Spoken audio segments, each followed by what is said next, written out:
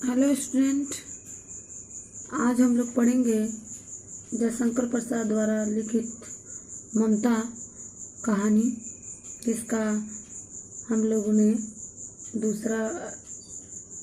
पहला दूसरा भाग पढ़ चुका है। तीसरा पढ़ेंगे। तीसरे में क्या है देखते हैं। काशी के उत्तर में धर्मचक्र विहार मौर्य और गुप्त सम्राटों की कृति का खंडहर था। यानी काशी के उत्तर में धर्मचक्र के विहार मौर्य और गुप्त सम्राटों की कृति का एक खंडहर था। यानी एक खंडहर था, यानी एक बड़ाई थी, एक कस्बा था। भग्न चूड़ा तृण गुल्फों में से ढके हुए प्राचीर, ईंटों के ढेर में बिखरी हुई भारतीय शिल्प की विभूति ग्रीष्म की चांदनी में अपने को शीतल कर रही थी। यानी ऐसा वो बना हुआ था जिसमें क्या था, घासों की गुल्फे से ढकी हुई प्राचीन ईंटों से बनी हुई भारतीय शिल्प से की धरोहर और गर्मी की चंद्रिका ने शीतल कर रही थी।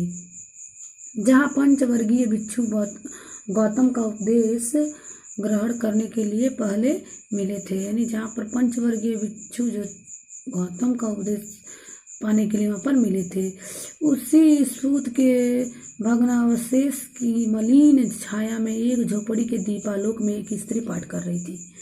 एक झोपड़ी में बैठकर एक स्त्री पाठ कर रही थी।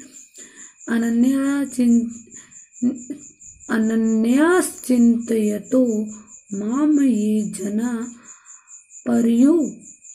पर्युपासते। यानी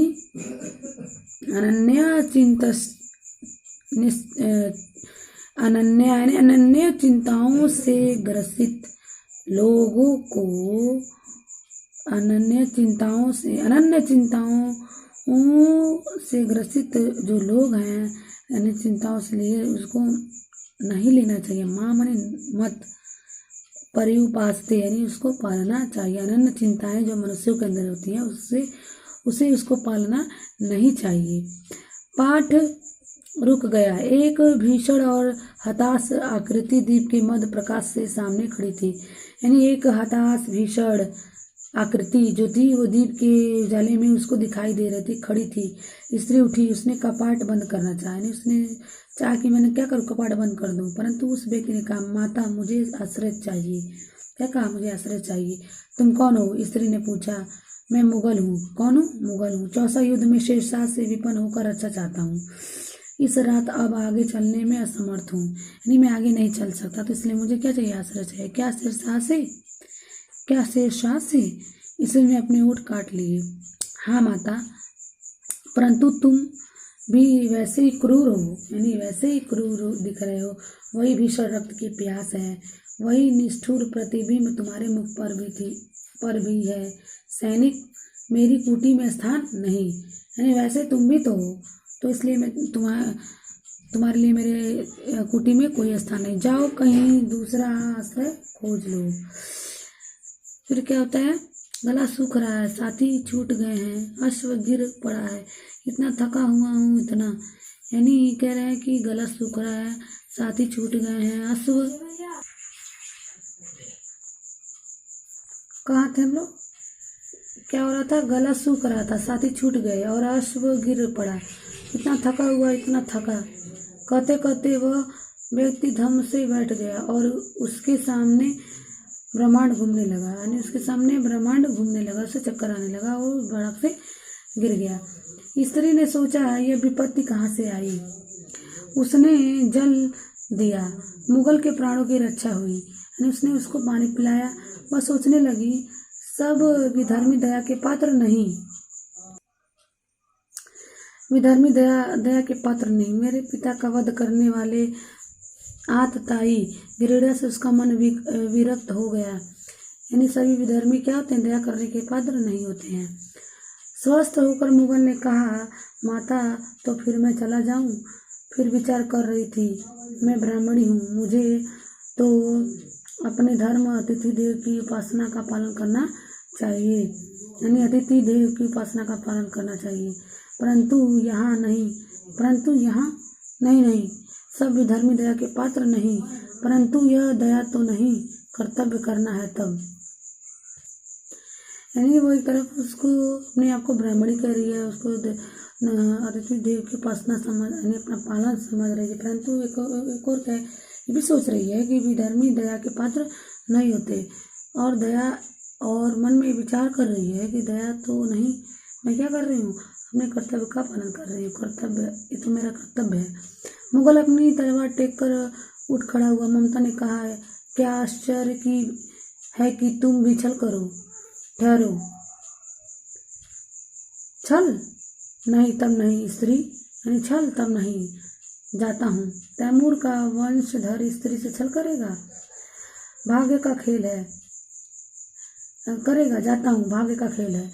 ममता ने मन में कहा, यह कौन दुर्ग है, यही झोपड़ी है। यानी उसने कहा, ये कौन सा दुर्ग है, राजमहल है, महल है, ये तो झोपड़ी है, जो चाहे ले ले, मुझे अपना कर्तव्य करना पड़ेगा। वह बाहर चली गई और मुगल से बोली, जाओ भीतर, थके हुए भयभीत पति, यानी भीतर जाओ, तुम चाहे कोई भी हो, मैं तुम्हें आश्रय देती हूँ। मैं ब्राह्मण कुमारी हूँ, सब अपना धर्म छोड़ दे तो मैं भी छोड़ दूँ, मैं भी क्यों छोड़ दूँ। यानी उसने ऐसा सोच रही है वो। मुगल ने चंद्रमा के मध्य प्रकाश में वह महिमामयी मुखमंडल को देखा, यानी उसको हल्के से चंद्रमा की रोशनी में देखा। उसने मन ही मन नमस्कार किया। ममता पास की टूटी हुई दीवार में चली गई।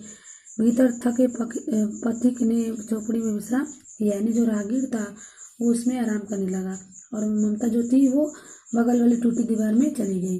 प्रभात में खंडहर की संधि से ममता ने देखा, यानी जब सवेरा हुआ तो उसी जो संधि थी खंडहर की, जो बीच जोड़ों के बीच से देखा, सैकड़ों अश्वारोही उस प्रांत में घूम रहे हैं, यानी सैकड़ों घोड़े पे सवार होकर लोग आए हुए हैं। वह अपनी मूर्खता पर अपने को कोसने लगी, यानी अपनी मूर्खता पर अपने को कोस रही है थी कि क्यों मैंने उसको आश्रय दिया। अब उस झोपड़ी से निकलकर उस पथिक ने कहा, मिर्जा मैं यहाँ हूँ। शब्द सुनते ही प्रसन्नता की चित्कार ध्वनि से वह प्रांत गूंज उठा। ममता अधिक भयभीत हुई, यानी जैसे ही सब सुना, जैसे ही वो उसने झाँका तो वहाँ पर बहुत सारे घोड़े पे सवार होकर थे। झोपड़ी से निकल उस पथिक ने, मिर्जा मैं यहाँ हूँ, ऐसे जब कहा तो खुशी के मारे वो प्रांत गूंज उठा, लेकिन ममता डर गई। पथिक ने कहा, वो स्त्री कहाँ है, उसे खोज निकालो। ममता छिपने के लिए अधिक सचेष्ट हुई, यानी वो छिपने के लिए और चौकन्ना हो गई। वह मृग दाव में चली गई। दिन भर उसमें से न निकली, यानी जहाँ मृग लोग हिरण सब रहते थे वहाँ चली गई।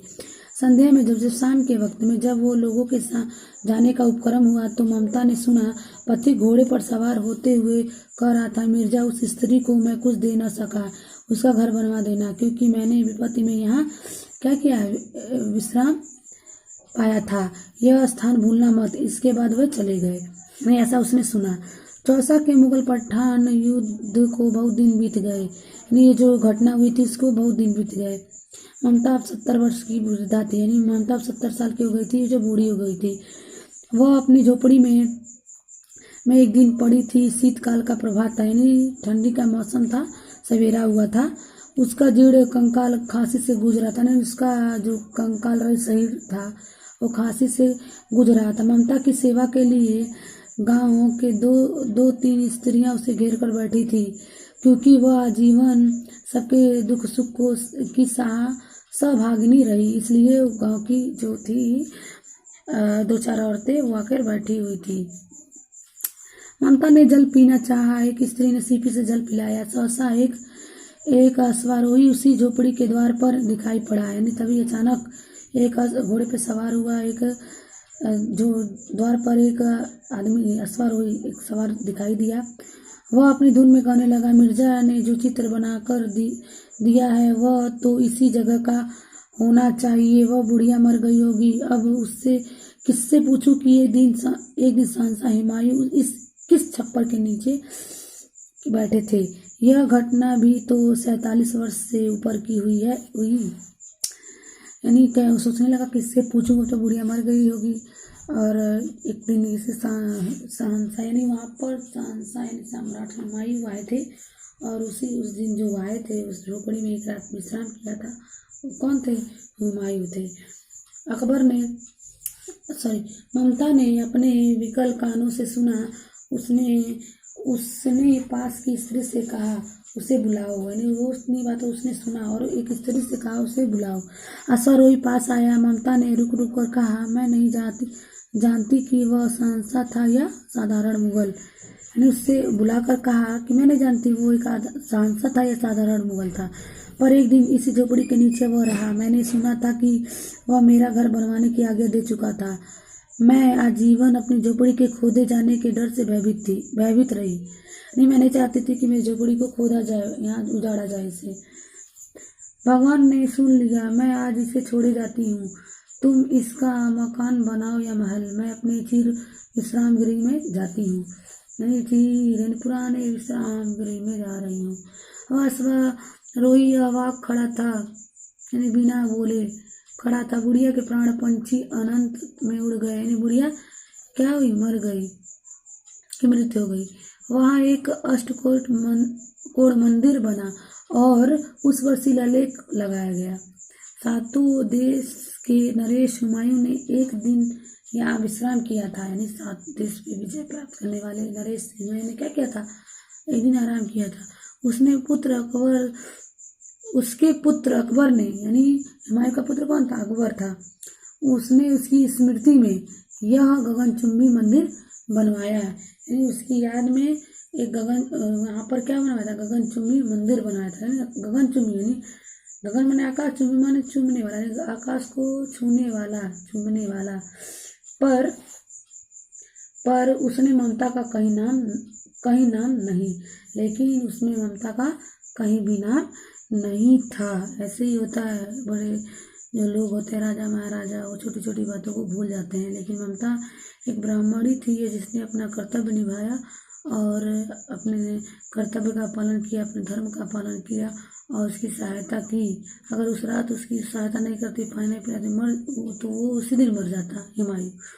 लेकिन इस घटना को उन लोगों ने भुला दिया और कहीं भी भुलाया क्या, उसका कहीं भी जिक्र ही नहीं किया अपने यश के आगे। तो यही है ममता के जयशंकर प्रसाद द्वारा। ये जयशंकर प्रसाद बताना चाहते हैं कि कैसे ममता ने अपने कर्तव्य का पालन किया, कैसे अपने ब्राह्मण होने का परिचय दिया। तो वही था ममता, जो हम लोगों ने पढ़ चुका है। इसको दोहरा लीजिएगा आप लोग। मिलते हैं अगले वीडियो में।